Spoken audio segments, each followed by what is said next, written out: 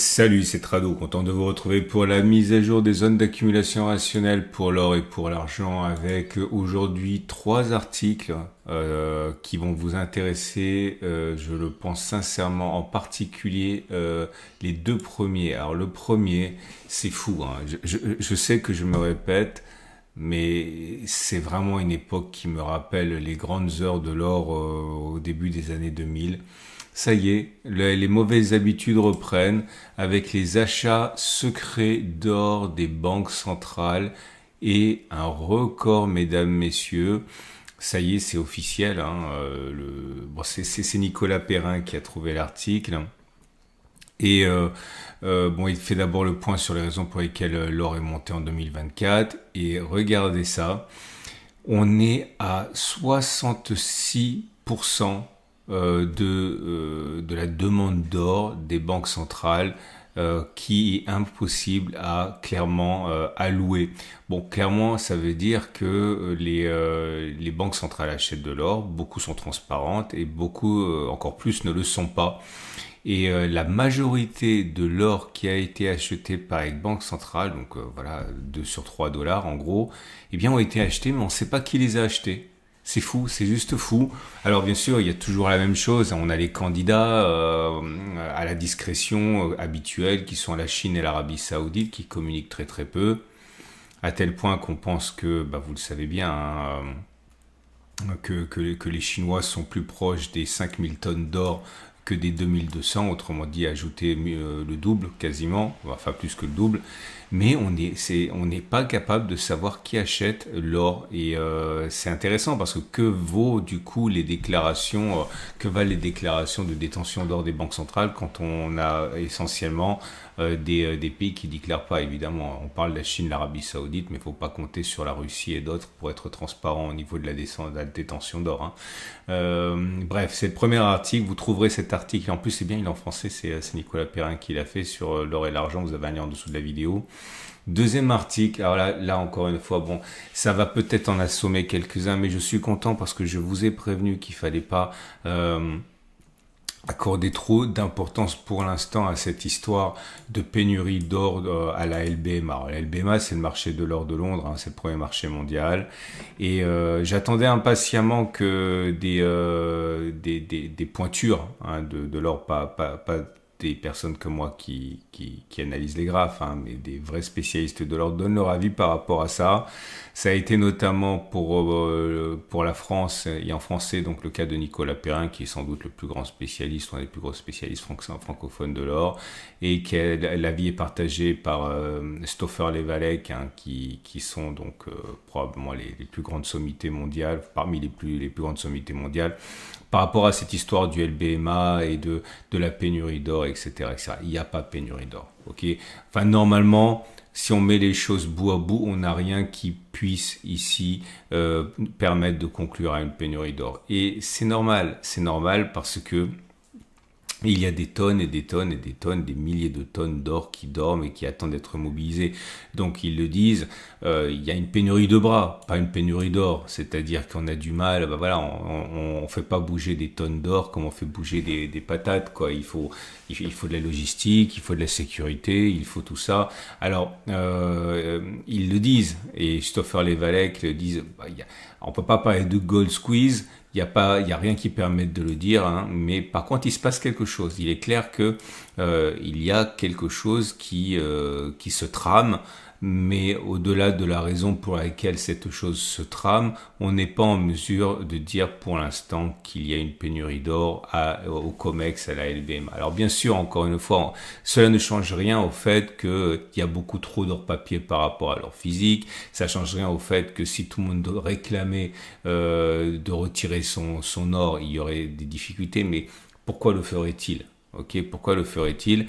Et il faut bien être conscient que même si tout le monde retirait son or en même temps, il y aurait des stratégies mises en place, des moyens mis en place pour que personne ne soit mis en défaut. D'ailleurs, pour l'instant, personne n'a été mis en défaut, il n'y a pas eu de faillite, il n'y a rien du tout. Donc voilà, et c'est très bien. Vous savez pourquoi c'est très bien ? parce que l'or ira là où il doit aller. Dans un premier temps 3000, puis après 4500 sans doute. Ok, je suis pas dans le secret des dieux. Et pour beaucoup même au-delà. Mais il faut laisser les choses se faire progressivement avec des hausses, des baisses, des oscillations, etc. C'est beaucoup plus sain. Et je suis content de voir que les grands spécialistes que je respecte énormément dans ce domaine-là arrivent finalement à cette conclusion. Non, il n'y a pas de panique et il n'y a pas de risque d'explosion de la COMEX pour l'instant. Le troisième article que j'aimerais évoquer avec vous, alors c'est un article qui nous vient qui est apparu dans Kitco et c'était des securities, hein, le géant canadien, la banque canadienne qui dit que en fait c'est le silver, c'est l'argent qui lui semble être la meilleure le meilleur véhicule pour cette année, hein, l'or étant effectivement déjà au sommet, hein, et sur des records historiques, l'argent a un potentiel qui il lui semble extrêmement croustillant. Et la dernière chose, c'est alors on parle ici d'or papier, hein, alors certains vont rigoler en regardant ça, mais quand même ça veut dire ce que ça veut dire, hein. Ne serait-ce que vendredi, il y a eu pour quasiment 2 milliards d'entrées en or papier pour cet ETF GLD qui est un des plus grands du monde, peut-être même le plus grand, je sais pas, mais 2 milliards. Alors, ça joue, hein, parce que GLD est investi en physique aussi, hein, donc ça veut dire que voilà, quand ça rentre, GLD doit acheter de l'or, hein. Et voilà, en l'espace d'un jour, 2 milliards d'entrées, c'est absolument colossal. Voilà, on va passer aux zones d'accumulation rationnelle, mais avant ça, j'aimerais vous prendre par la main et vous emmener, parce que bon, forcément, bon, c'est très cher, je comprends, c'est très cher, l'or, et beaucoup ne peuvent pas se permettre de rentrer facilement sur ce marché qui est encore une fois très cher, mais vous avez des solutions alternatives. Par exemple, là, je vous emmène sur mon site, j'ai cliqué sur la bannière depuis mon site. Pourquoi? Parce que vous arrivez sur cette page avec une offre spéciale qui vous est réservée avec une prime réduite pour la Vera Valor. Ok, mais c'est pas ça que j'aimerais vous montrer. Évidemment, si vous passez par ce lien, ça me fait plaisir puisque bon, c'est un sponsor, on va pas non plus se cacher derrière son petit doigt, mais vous n'êtes pas obligé de le faire, bien sûr. Moi, ce que j'aimerais vous montrer, c'est ce produit-là. C'est de l'or entre guillemets vert, c'est de l'or de récupération, et vous pouvez avoir un demi-gramme d'or physique, parce que vous avez compris qu'il y a une chose qui est certaine, c'est que l'or physique, c'est pas l'or papier. Même si l'or papier n'est pas sur le point de mourir demain, il demeure que les vrais entre guillemets, les ultras, ou appelez ça comme vous voulez, mais ne veulent pas entendre parler d'or papier. Ils veulent de l'or physique pour justement éviter d'être pris en défaut par quelque chose qui n'a pas été prévu et qui bousculerait le marché. Bref, vous pouvez acheter de l'or. Je trouve pas d'autre mot, de récupération comme ça, des vieux bijoux, etc.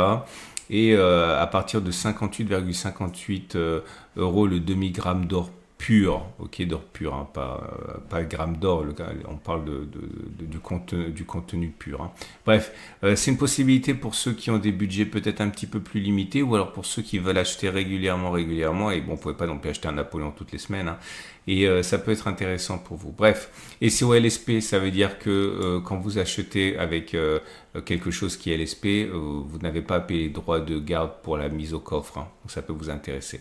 Bref, vous avez compris, ici bien sûr vous voulez des Vera Valor à prix réduit, passez par ma bannière, c'est votre façon d'avoir ça pour moins cher. Mon site c'est Tradosor.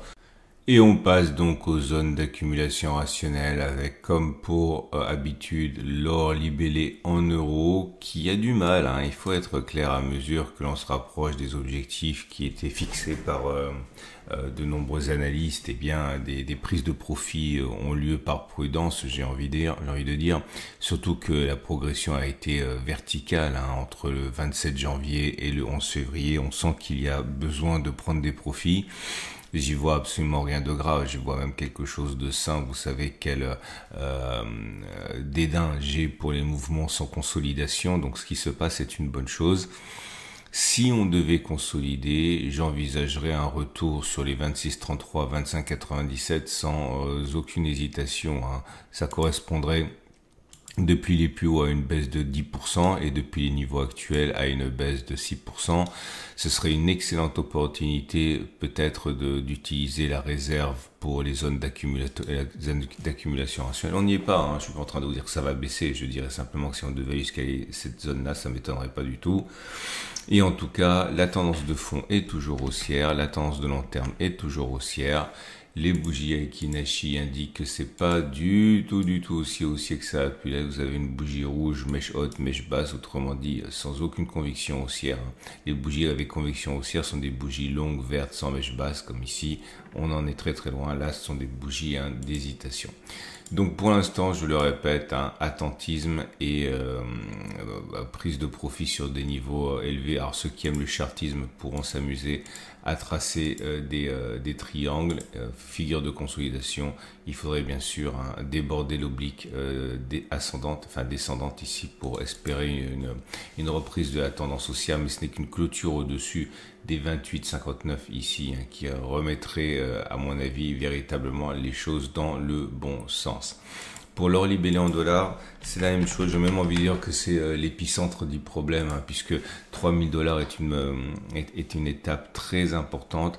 3000 dollars, c'est la zone sur laquelle beaucoup ont décidé sans doute de prendre des profits partiels ou des profits totaux avant de re-rentrer éventuellement plus tard.